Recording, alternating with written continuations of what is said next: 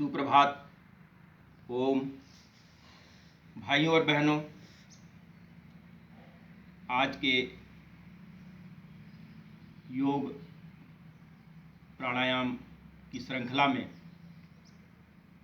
तीसरे क्रम का प्राणायाम करेंगे, जिसका नाम है बाह्य प्राणायाम। बाह्य प्राणायाम में जो कमियां कपालभाति प्राणायाम में रह जाती हैं, उन कमियों को इस प्राणायाम के माध्यम से दूर किया जाता है। जैसे इसके जो लाभ हैं, उसमें मुख्यतः उदर रोग ठीक होते हैं, पाइल्स, बवासीर, फिशर, फिस्टुला, योनि भ्रंश, गुदभ्रंश, बहुमूत्र, मूत्रकच्छ, यौन रोग आदि में लाभदायक है। साथ ही शीघ्र पतन, स्वप्न दोष, धातु रोग आदि में बहुत लाभदायक है।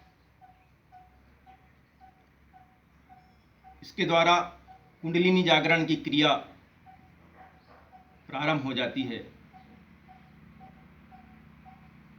अंतर शक्ति, अंतर प्रज्ञा का जागरण होता है, जिससे कुंडलिनी जागरण हो जाती है। ये कुंडलिनी जागरण क्या है? अपने अंदर की शक्तियों को जागृत करना ही कुंडलिनी जागरण है। इस प्राणायाम के माध्यम से ये सारे लाभ होते हैं। आइए, इसके कितने बार करना चाहिए? जो बीमारियां हैं उसमें 7 बार, 11 बार तक कर सकते हैं, और जिनको कुंडलिनी जागरण की क्रिया करना है वो 21 बार तक इसे कर सकते हैं। सावधानियां उसी प्रकार से हैं जिस प्रकार से कपालभाति में बताया गया था। कमजोर हृदय रोग और ब्लड प्रेशर के जो मरीज हैं उन्हें धीमी गति से करना है, ज़्यादा बल नहीं लगाना है, और माताएं बहनों को गर्भावस्था और पीरियड के दौरान नहीं करना है। आइए देखते हैं इसकी क्रिया को। सुखासन, सिद्धासन या पद्मासन, किसी भी आसन का उपयोग कर सकते हैं। इसे महाबंध लगाकर किया जाता है। अब महाबंध क्या है? 3 बंध, त्रिबंध लगाने से महाबंध हो जाता है। जालंधर बंध में ठुड्डी को छाती से लगाते हैं। उड्डयन बंध में नाभि को अंदर खींच के रखते हैं, और मूल बंध में मल द्वार को सिकोड़ते हुए ऊपर की ओर संकुचन करते हैं। देखेंगे इस प्रकार इसकी विधि। पूरी श्वास को बाहर निकाल देते हैं और बाहर ही रोक लेते हैं। जब तक सांस बाहर रुकी रहती है तब तक त्रिबंध लगे होते हैं। सांस बाहर निकाला और 3 बंध लगाएंगे। जालंधर बंध में ठुड्डी को छाती से लगाएंगे, उड्डयन बंध में नाभि को अंदर खींच के रखेंगे, और मूल बंध में मल द्वार को ऊपर की ओर संकुचित करते हुए रखेंगे। जब तक हमारी सांस रुकी रहती है 3 बंध लगे रहेंगे, और जब हम सांस छोड़ने की इच्छा होगी पहले बंध हटा लेंगे, उसके बाद सांस को बाहर छोड़ देंगे। देखेंगे।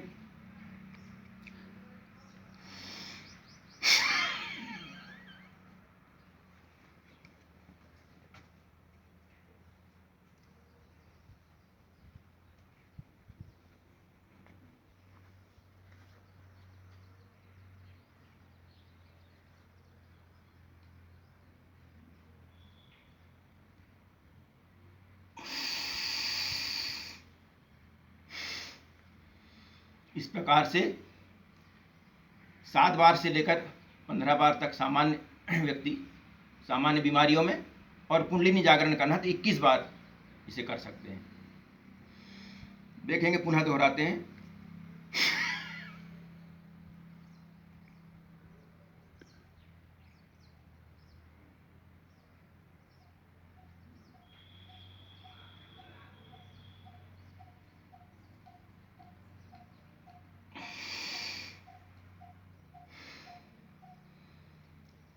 इसे इस प्रकार से किया जाता है।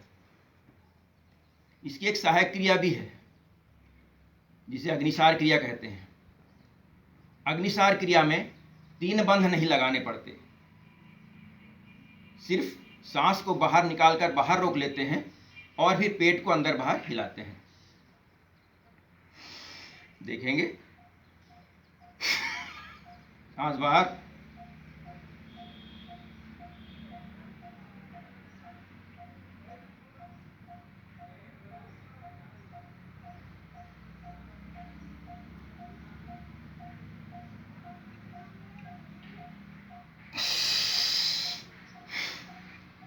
इस प्रकार से 40-50 बार पेट को आप सांस रोक करके अंदर बाहर कर सकते हैं। ये अग्निसार क्रिया है।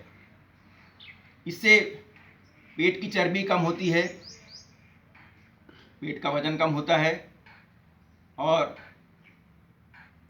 पेट लचीला होता है। कहावत में कहा भी गया है कि पैर गरम, पेट नरम, सिर हो ठंडा तो बीमारी को मारो डंडा। यानी आपके पैर गरम रहेंगे, पेट नरम रहेगा और सिर ठंडा रहेगा तो आप स्वस्थ रहेंगे। तो सबका पेट हिल जाएगा सर ऐसे? हिल जाएगा? हाँ, प्रैक्टिस करने पर ये लाभ मिलता है और इस प्रकार से कर सकते हैं।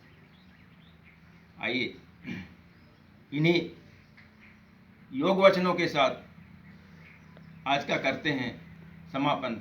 फिर मिलेंगे एक नए जोश और उमंग के साथ। करें योग, रहे निरोग, करें योग, रहे निरोग। वंदे मातरम, वंदे मातरम। भारत माता की जय, भारत माता की जय। धन्यवाद। ओम।